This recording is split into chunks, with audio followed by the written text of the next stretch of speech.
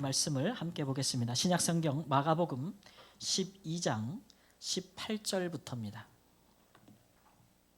신약성경 75쪽에 마가복음 12장 18절 말씀부터 27절 말씀까지 우리 한 절씩 교독하겠습니다.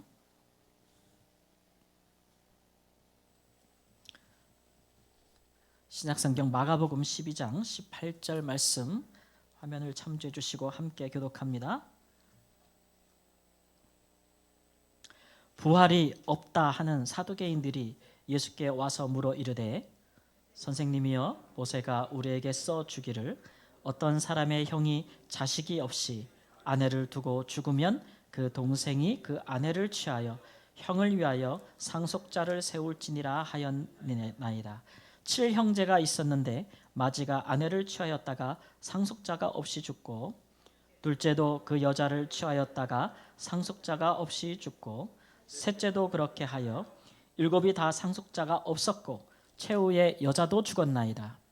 7사람이 다 그 아내를 취하였으니 부활 때 곧 그들이 살아날 때에 그 중에 누구의 아내가 되리이까?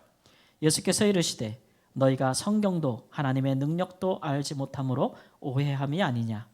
사람이 죽은 자 가운데서 살아날 때에는 장가도 아니 가고 시집도 아니 가고 하늘에 있는 천사들과 같으니라. 죽은 자가 살아난다는 것을 말할진대 너희가 모세의 책 중 가시나무 떨기에 관한 글에 하나님께서 모세에게 이르시되 나는 아브라함의 하나님이요 이삭의 하나님이요 야곱의 하나님이로라 하신 말씀을 읽어보지 못하였느냐? 하나님은 죽은 자의 하나님이 아니요 산 자의 하나님이시라. 너희가 크게 오해하였도다 하시니라. 아멘. 지난주일 설날 명절에 가족들과 함께 잘 모이셨죠? 행복하고 좋은 시간 가지셨습니다. 그렇게 모이게 되면은 이야기들 많이 하시죠? 뭐 친척들 얘기도 하시고 형제들 얘기도 하시고 그동안 전하지 못한 우리 가족들 얘기도 좀 하시고 또 우리 특별히 또 교인들은 교회 얘기 빼놓을 수 없죠. 이 교회 저 교회 우리 교회 얘기들 아마 이렇게 나누시기도 하셨을 겁니다. 설날의 뉴스를 보니까 설날에 증가하는 것이 2개가 있더라고요. 참 좋은 명절 기간인데 교통사고가 많이들 이동하시다니까 수천만 명이 이동하니까. 그리고 또 하나는 의외로 강력 사건이 많이 발생한대요. 무슨 사건인가 봤더니 이 가족들끼리 모였는데 화목하지 않고 불화하는 경우에 그런 경우에 오히려 가족 안에서 가까운 이웃들끼리 아니면 친척들끼리 그렇게 안타까운 사건 사고가 발생한다 이런 얘기를 들었습니다. 그러니까 와서 서로 막 이야기하다가 이제 오해가 생기고 그러다 보니까 서로 막 거친 말로 논쟁하다가 마침내는 그냥 서로에게 그냥 하진 않아야 될 일들을 하게 되는 것이죠. 언제든지 그런 것들은 우리의 삶에 큰 고통이 되고 논쟁이라는 것 자체가 사실 마음에 상하게 하게 하지 않습니까?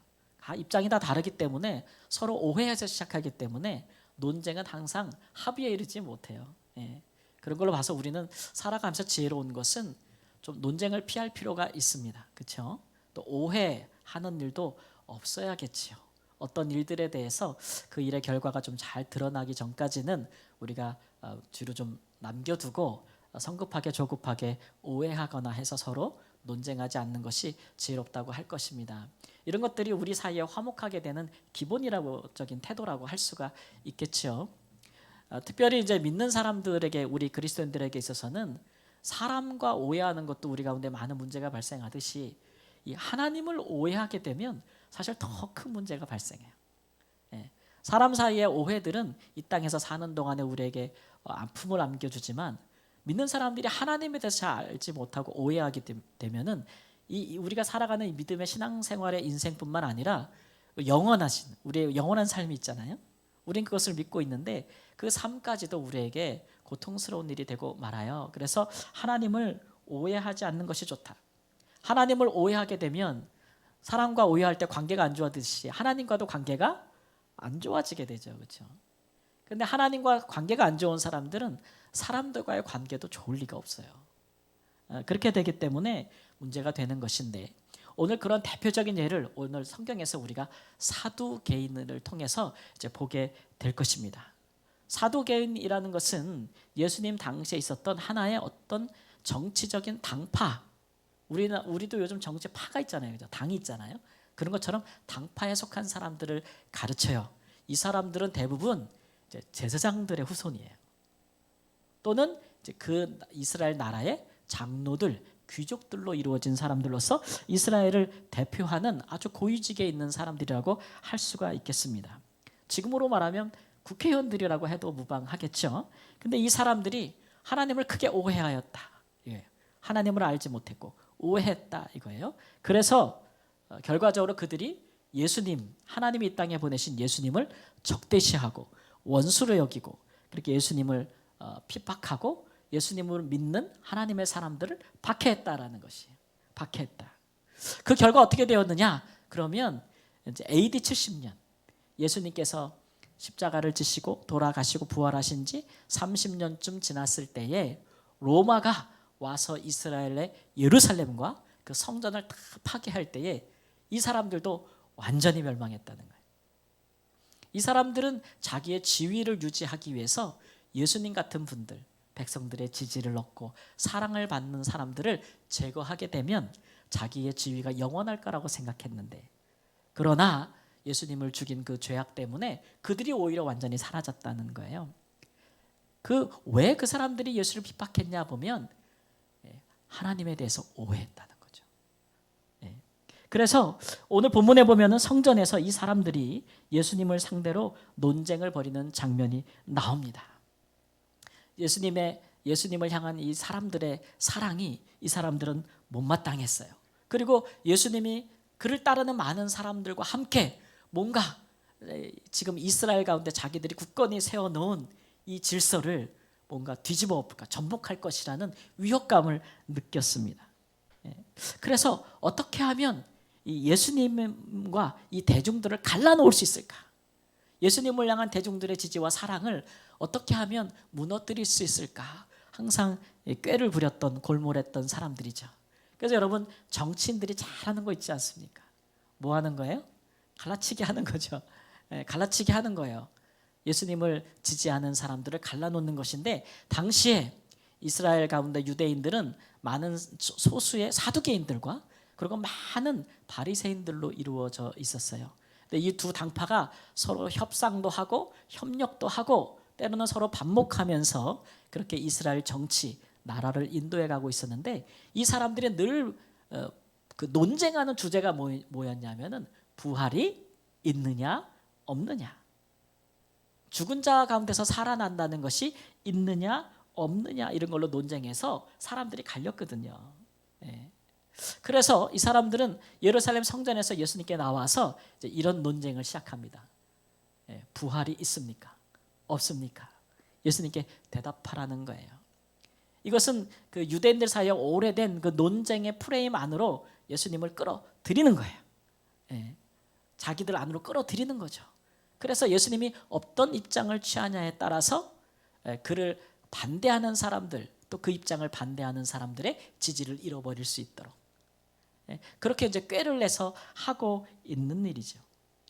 이게 참 예수님께는 되게 어려운 문제가 돼요. 그러나 예수님은 사두개인들의 논쟁에 휘말리지 않고 그들이 얼마나 하나님을 오해하고 있는지를 단박에 드러남으로써 그 논쟁을 피하고 오해를 피해 가시는 것을 볼 수가 있습니다.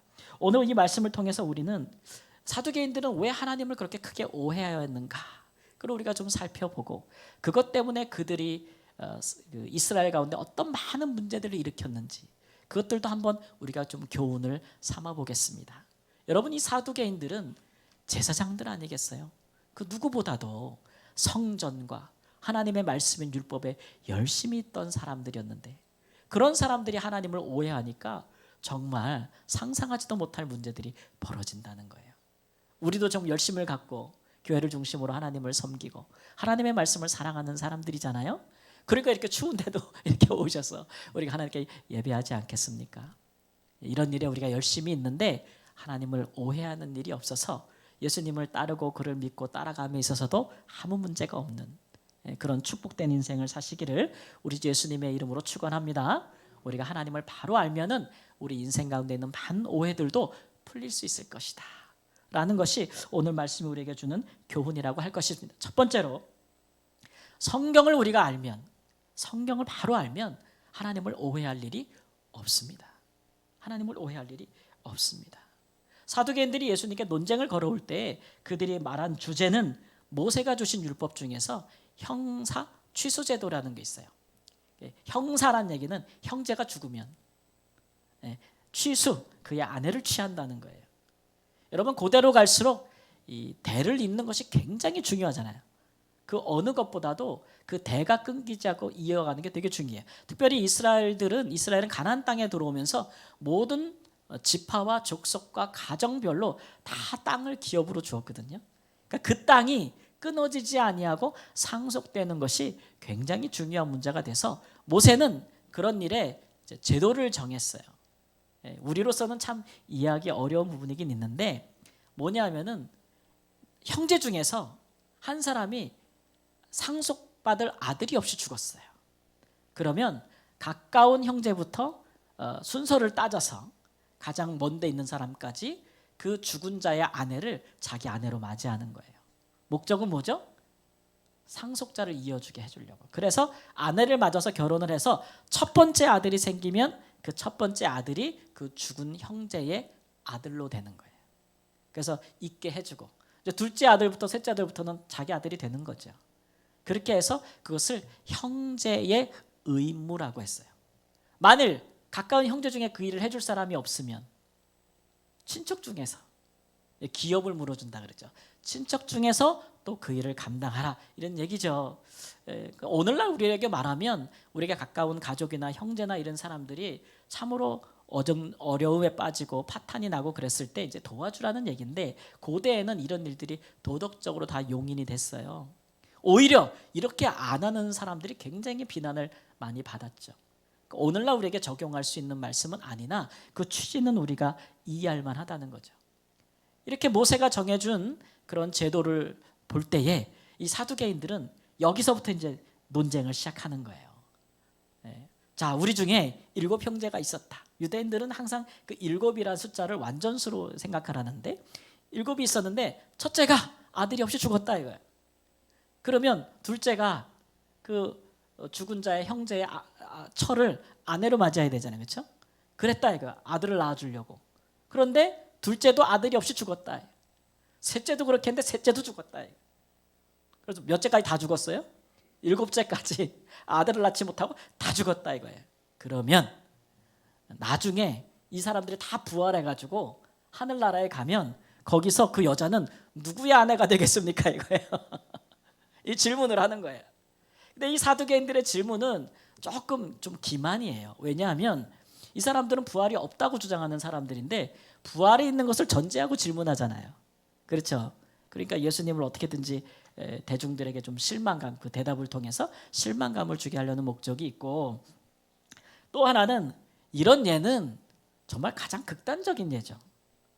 가장 있어서는 안 될, 혹은 일어나지도 않을 그런 7 형제가 다 그렇게 죽는 것을 전제하고 물어보는 거기 때문에 그 의도가 그렇게 순수하지 못하다고 할 수가 있어요. 여러분, 사두개인들은 왜 이렇게까지 성경을 이렇게 성경에서 논쟁거리를 찾아가지고 예를 만들어서 공격하고 있는가 보면, 이 사람들은 왜 부활이 없다고 생각하는가? 사두개인들은 스스로가 이 사독 제사장들의 후손이라고 생각하는 사람들이에요. 성경을 이렇게 쭉 배워오신 분들이라면 사독이라는 이름을 아마 구약 성경에서 발견하실 거예요. 다윗 왕 때에 대제사장의 직분에 있었던 사람을 사독이라고 불러요. 사독이라는 사람이 있었어요. 그렇죠? 그래서 우리는 그 사람들의 후손이다라고 생각했어요. 그렇게 스스로 여기고 자랑했지요. 그래서 자기네들은 정말 이 지금 시대에 가장 성공한 이 다윗의 시대, 다윗 왕이 가장 이스라엘 나라가 강성했잖아요. 그 시대의 영광을 회복할 후손들이 자기라고 생각하는 거예요. 자기. 그래서 이 사람들은 메시아도 믿지 않았어요. 왜냐하면 우리가 메시아의 후손들이다라고 생각했거든요. 우리가 메시아 나라를 이룰 것이다.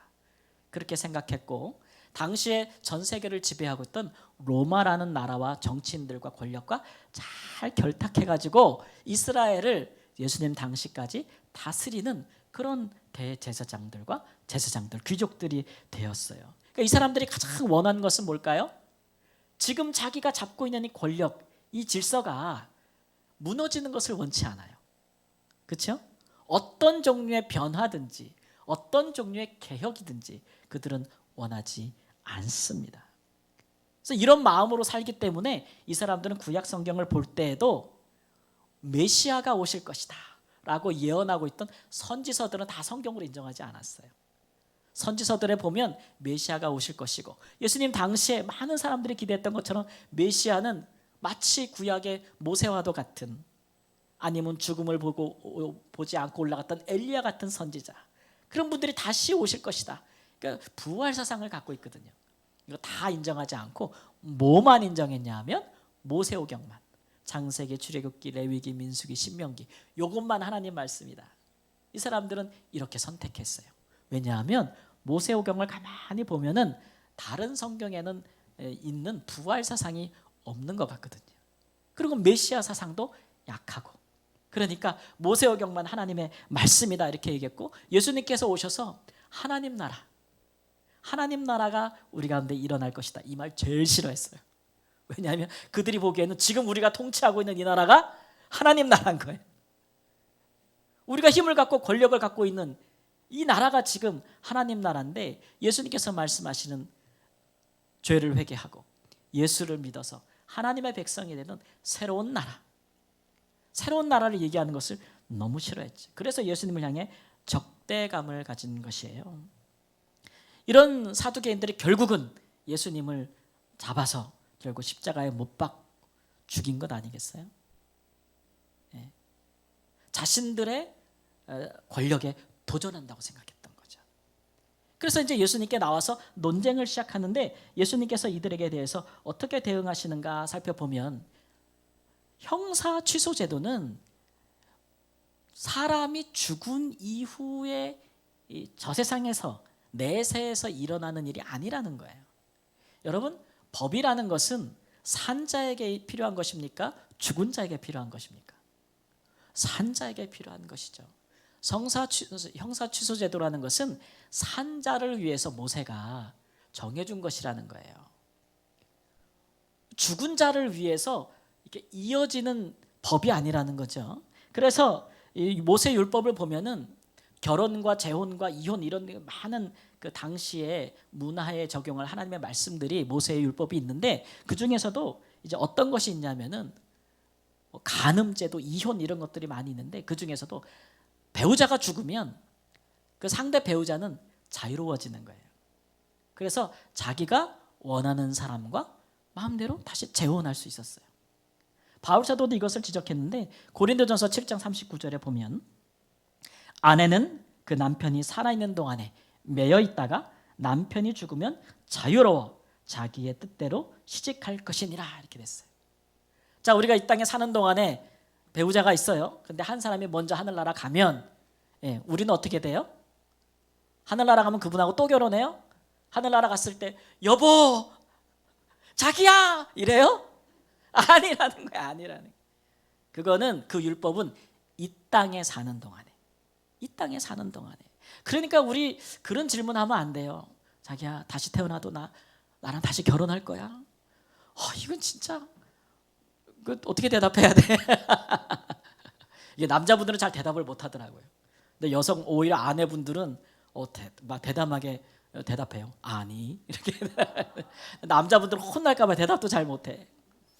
어떤 분들은 거짓말 탐지, 요새 뭐 돈 얼마 주면 나오는데 그것도 딱 내밀고 여기 손 대고 얘기해봐, 이렇게. 그런 질문 필요 없는 거예요. 우리 믿는 사람들은 살아있을 때 하나님께서 짝지어 주신 배우자에게 최선을 다하면 되는 거예요. 죽은 이후에는 이러한 결혼 제도에 대한 율법이 우리에게 적용되지 않아요. 다 형제요, 다 자매예요. 그러니까 이 땅에 사는 동안에 잘하셔야겠죠. 예수님께서도 25절 말씀에 그랬어요. 사람이 죽은 자 가운데서 살아날 때에는 장가도 아니 가고 시집도 아니 가고 하늘에 있는 천사들과 같으니라. 하늘나라 가면 또 결혼해요? 안 해요. 그러니까 이걸 이 땅에서 말씀하신 이 모세의 율법을 근거로 해서 부활이 없다고 말하는 것은 터무니가 없는 거예요. 그래서 너희들이 참 성경도 알지 못하여서 오해하는구나. 예수님께서 이렇게 말씀하고 있는 거죠. 본래 모세가 준 율법은 십계명을 제외하고는 거의 모든 법들이 그 당시에만 필요로 하는 법을 주시는 거예요. 그러니까 우리가 구약의 많은 율법과 계명을 지금도 지킬 필요가 없는 거예요. 없는 거예요. 마태복음 19장 4절 8절 말씀 우리 함께 읽겠습니다. 시작. 예수께서 대답하여 이르시되 사람을 지으시니가 본래 그들을 남자와 여자로 지으시고 말씀하시기를 그러므로 사람이 그 부모를 떠나서 아내에게 합하여 그 둘이 한 몸이 될지라 하신 것을 읽지 못하였느냐. 그런즉 이제 둘이 아니요 한 몸이니 그러므로 하나님이 짝지어 주신 것을 사람이 나누지 못할지니라 하시니 여짜오되 그러면 어찌하여 모세는 이혼 증서를 주어서 버리라 명하였나이까. 예수께 이르시되 모세가 너희 마음에 완악함 때문에 아내 버림을 허락하였거니와 본래는 그렇지 아니하니라. 이 예수님의 말씀이에요. 그러니까 모세를 통해 주신 율법은 본래는 그렇지 않다는 거예요. 죄가 이 세상에 들어오기 전에 하나님께서 주신 말씀과는 다르다는 거죠. 예. 본래는 하나님이 짝지으신 거 사람이 나누지 못하는 거예요. 근데 모세가 왜 이런 일을 허락하였느냐 그러면 사람들의 마음에 뭐 때문에? 완악한 마음. 그것 때문에 그 완악함이라는 그런 것이죠. 형제라 할지라도 가족이라 할지라도 그들의 기업을 뺏고 싶은 그 사람의 마음에 완악함. 심지어는 그 형제를 죽여서라도 해하면서까지라도 그 이웃을 해하면서까지라도 그들에게 있는 기업을 내 것으로 하게 하려는 그 완악한 마음을 억제하기 위해서 형사 취소 제도라는 것을 만들었다는 거죠. 비록 죽었다 할지라도 그 기업을 빼앗지 못할 것이며 오히려 내가 그 기업을 유지시켜 줄 의무가 있다는 거예요. 그렇게 함으로써 해주시는 것이죠.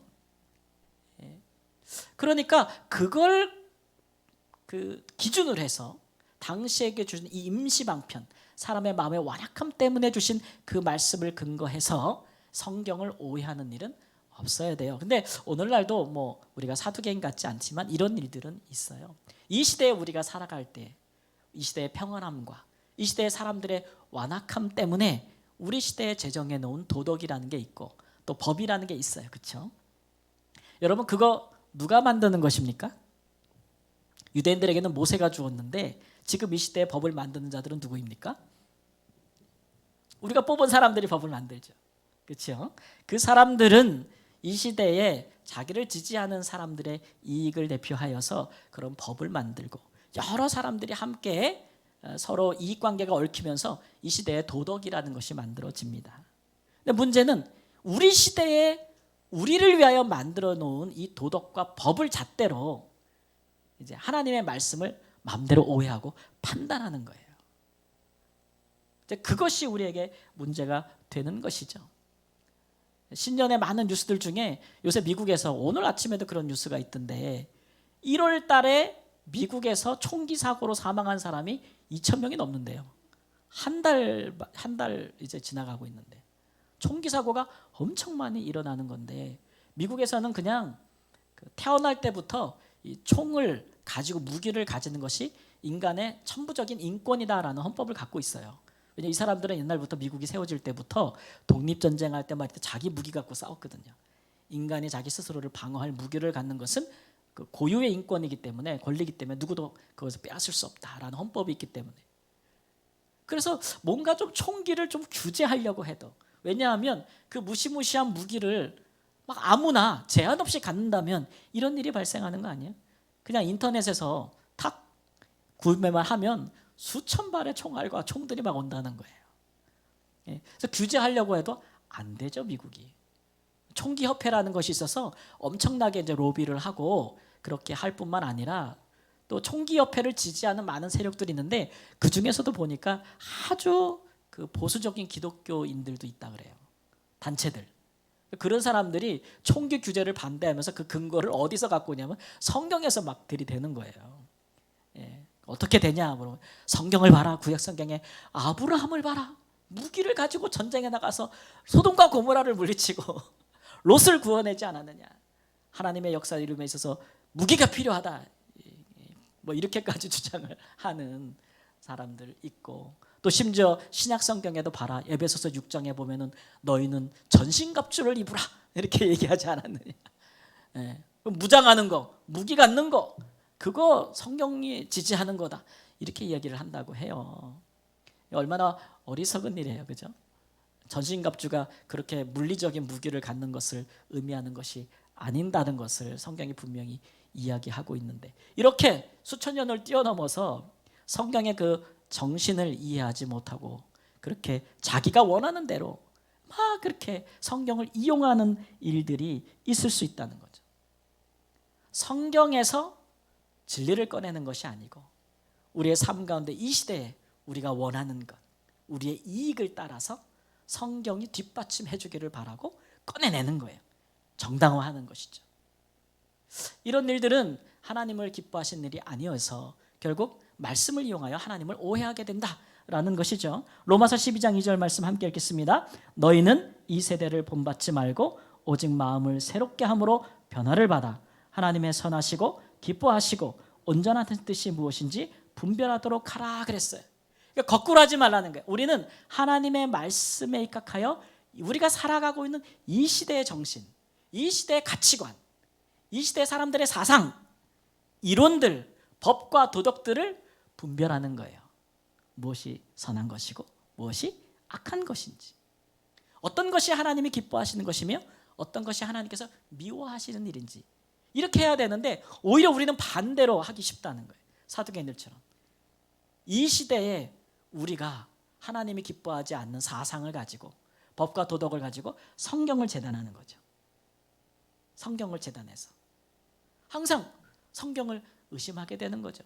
우리의 삶의 모든 것에 그렇습니다. 가정에 대하여, 결혼에 대하여, 우리의 사업에 관하여, 여러 가지 일들에 관하여, 모든 것들에 관하여 이 시대에 많이 사람들 가운데 용인되고 있던 것을, 그런 것들을 가지고 성경을 보면서 성경이 틀렸다, 성경에 문제가 있다, 이렇게 하고자 하는 그런 일들이 있다라는 것이죠.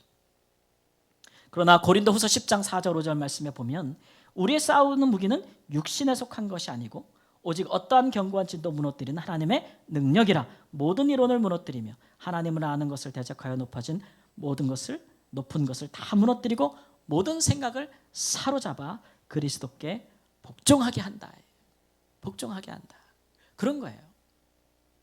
하나님의 말씀에 위배되는, 하나님을 대적하여 높아진 이 시대의 그런 법과 도덕들에 대하여서 우리가 그런 것들을 하나님께 복종하게 만드는 것, 그게 우리 그리스도인들이 취할 태도인데 반대로 하면 안 된다는 거예요. 반대로. 우리 사랑하는 청년들, 이 시대에 많은 메시지들이 문화를 통해서 우리에게 쏟아지고 있잖아요. 그런 것들에 보면 우리가 쉽게 동의하는 것들이 많아요. 쉽게 동의하는 것들이 많아요. 성경을 거치지 않고 너무 쉽게 동의하다 보니까 그게 당연한 것으로 여겨져서 하나님에 대해서 오해하게 돼서 사두개인들처럼 신앙생활에 열심을 내고 종교적인 것에 열심을 내나 그 삶은, 그 생각은 하나님과 너무 멀어요. 너무 멀다 보니까 인생이 20대, 30대, 40대를 지나고 났을 때 뒤돌아보면 하나님의 뜻에 합당하지 않은 많은 삶을 내가 살아오게 된 것을 발견하게 돼요. 그런 일들에 우리가 참 주의해야겠죠. 우리는 사두개인들이 어느 누구보다도 율법과 성전에 열심히 있었던 제사장들이라는 것을 기억해야 합니다. 오히려 가장 하나님과 가깝다고 스스로 여기는 사람들이 하나님에 대해서 오해하고 하나님의 말씀을 멀리하는 것을 볼 수 있어요. 우리 사랑하는 성도님들은 이 시대에 하나님의 말씀을 굳게 붙잡으시기를 바랍니다. 하나님 말씀 배우는 것을 사랑하세요. 그래서 어디 다른 데 가서 배우지 마시고 우리 다산성교회 말씀을 가르치러 세운 잘생기고 키 작은 강 목사에게 잘 배우셔가지고, 왜냐면 이 시대에 이단들이 너무 많아요. 예? 말씀을 잘못 가르치는 자들이 너무 많아요. 그런데 귀를 다 기울였다가는 하나님의 말씀을 오해하게 되고 하나님을 오해하게 된다. 그러면 우리의 삶에 많은 문제들이 생겨나게 됩니다. 하나님 말씀을 바로 배워서 하나님에 대해서 오해하는 일이 없고, 예수님께서 우리에게 주시는 그 믿음의 온전한 길을 바르게 따라갈 수 있는 은혜가 있기를 주님의 이름으로 축원합니다. 마지막으로 우리가 어떻게 하면 하나님을 오해하지 않을 수 있겠습니까? 두 번째로, 하나님의 능력을 알면 오해할 일이 없습니다. 함께 읽습니다. 시작. 하나님의 능력을 알면 오해할 일이 없습니다. 사두개인들은 죽은 자가 살아난다는 것, 그 부활에 대해서 부정했지요. 성경의 어느 역사에든 부활이 없다고 주장했습니다. 특별히 그들이 믿고 성경이라고 따르는 모세오경에는 절대 부활에 대한 얘기가 없다, 그렇게 가르쳤거든요. 그런데 예수님께서 그것을 딱 뽑아내시는데, 그들이 사랑하는 모세오경에서 이런 말씀을 꺼내내십니다. 출애굽기 3장 6절 말씀에 함께 읽습니다. 나는 내 조상의 하나님이니 아브라함의 하나님, 이삭의 하나님, 야곱의 하나님이니라. 모세가 하나님 배웁기를 두려워하여 얼굴을 가리우매 라는 말씀이 있어요. 어디서 나왔는지 아시겠죠? 모세가 처음으로 광야에서 하나님을 만날 때 광야에 가시나무 떨기 가운데 불이 붙었잖아요. 야, 나무에 불이 붙었는데 어떻게 그 불이 꺼지지 않는고 하고 그가 가까이 갈 때에 하나님께서 말씀하시기를 나는 네 조상 아브라함과 이삭과 야곱의 하나님이라, 이렇게 말씀하신 부분을 예수님께서 꺼내신 거예요. 근데 이 말씀에 보면 이게 다 현재형이에요. 나는, 이게 죽은 사람들이잖아요, 후손들이 볼 때. 그러면 이렇게 말했어요. 나는 아브라함의 하나님이었고 나는 이삭의 하나님이었으며 나는 야곱의 하나님이었노라, 이렇게 말해야 되는데 하나님 그렇게 말씀하셨다. 현재형으로 나는 지금도 아브라함의 하나님이요 나는 지금도 이삭과 야곱의 하나님이라, 이렇게 말씀하셨다는 것을 예수께서 지적하시면서, 이 말씀이 무엇이냐? 지금도 하나님 앞에서는 아브라함도 죽은 것이 아니라 뭐하고요? 살았고 이삭도 살아있고 야곱도 살아있다. 예수님께서도 복음서에 크게 오해받으신 부분이 있는데, 예수님께서 말씀하시기를 아브라함이 나 볼 것을 너무 사모하다가 나를 보고 기뻐하였느니라, 이 말씀을 한번 하신 적이 있어요. 그러니까 그냥 유대인들이 예수님을 돌로 쳐 죽이려고 그랬죠.